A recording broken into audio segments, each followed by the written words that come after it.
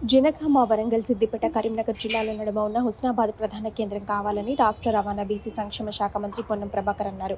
గురువారం హుస్నాబాద్ మున్సిపల్ కార్యాలయ ప్రారంభోత్సవ కార్యక్రమంలో ఆయన జిల్లా కలెక్టర్ మిక్కిలినేని మను చౌదరి, పురపాలక సంఘ అధ్యక్షురాలు ఆకుల రజిత్తో కలిసి ముఖ్య అతిథిగా పాల్గొని ప్రసంగించారు. పార్టీలకు అతీతంగా 20 మంది కౌన్సిలర్లకు 50 లక్షల చొప్పున నిధులు ఇచ్చామని చెప్పారు. ప్రాంతాభివృద్ధికి ప్రారంభకులు బొప్పరాజు లక్ష్మీకాంతరావు లాంటి వారంతా హుస్నాబాద్ అభివృద్ధిలో మంచి పాత్ర పోషించారని గుర్తు చేశారు. అయితే బొప్పరాజు లక్ష్మీకాంతరావు పేరు ఈ మున్సిపల్ భవనంకు పెడదామని పాలకవర్గం ఆమోదించాలన్నారు. ఈ కార్యక్రమంలో పాల్గొన్న మున్సిపల్ చైర్మన్ ఆకుల రజిత వెంకన్న, వైస్ చైర్మన్ అనిత, కౌన్సిలర్లు, సిద్దిపేట గ్రంథాలయ సంస్థ chairman Lingamurthy, Husnabad market committee chairman Tirupati Reddy, Saidapur market committee chairman Sudhakar తదితరులు పాల్గొన్నారు. కాగా సిద్దిపేట జిల్లా కలెక్టర్ మను చౌదరి మాట్లాడుతూ హుస్నాబాద్ మున్సిపాలిటీ అయ్యాక ఎంతో అభివృద్ధి చెందిందని చెప్పారు. పట్టణాన్ని క్లీన్ అండ్ గ్రీన్ గా ఉంటే బాధ్యత ప్రతి ఒక్కరికి ఉండాలని సూచించారు.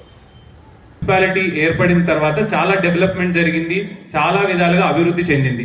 మీరు ఇందాక చాలా మంది మాట్లాడినప్పుడు కూడా చెప్పారు, సీసీ రోడ్లు కావచ్చు, డ్రైన్స్ కావచ్చు, మనకి ఫీకల్ స్లష్ ట్రీట్మెంట్ ప్లాంట్ కావచ్చు, ఎల్లమ్మ చెరువు బ్యూటిఫికేషన్ కావచ్చు, జంక్షన్స్ డెవలప్మెంట్ కావచ్చు, ఇన్ జనరల్ ఇట్లా చాలా ఉన్నాయి చెప్పుకోవడానికి.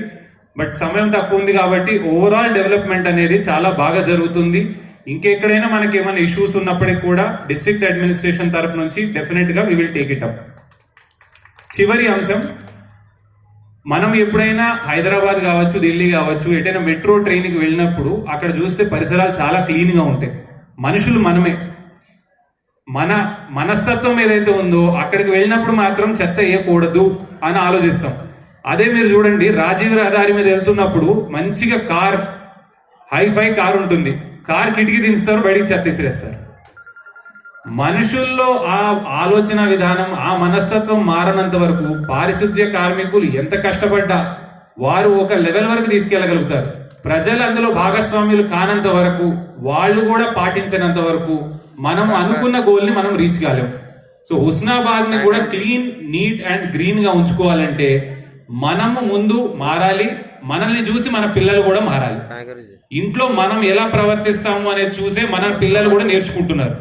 స్కూల్కి వెళ్ళినప్పుడు కూడా మన ఇంట్లో మనం ఎలా బిహేవ్ చేస్తాము అనే దాన్ని బట్టి వాళ్ళ ఆచరణ కూడా ఉంటుంది అక్కడ. సో అందుకనే నా రిక్వెస్ట్, లాస్ట్ గా నేను సూచించేది ఏంటంటే, మున్సిపాలిటీ తరఫు నుంచి మున్సిపల్ కౌన్సిల్ వారు కావచ్చు, అందరూ కూడా కృషి చేస్తా ఉన్నారు. డెఫినెట్లీ మున్సిపాలిటీని ఒక మంచి మోడల్ మున్సిపాలిటీగా డెవలప్ చేద్దామని, దీంట్లో మీ భాగస్వామ్యం, మీరు కూడా యాక్టివ్ పార్టిసిపేషన్ ఉండాలి. ఈ హుస్నాబాద్ ని చాలా డెవలప్ చేసే విధంగా డెఫినెట్ గా ముందుకు తీసుకెళ్దాం. Thank you.